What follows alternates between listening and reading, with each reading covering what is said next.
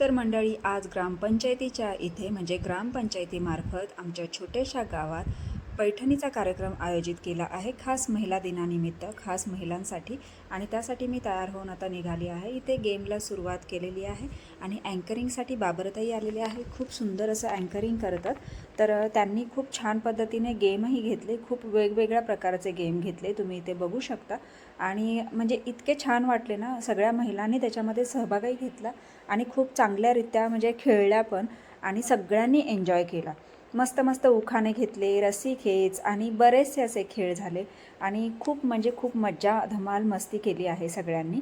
आणि त्यानंतर मग त्याच्यातून आपण 3 फायनलिस्टसुद्धा काढले आणि तिघींचा नंबरही म्हणजे दिलेला आहे.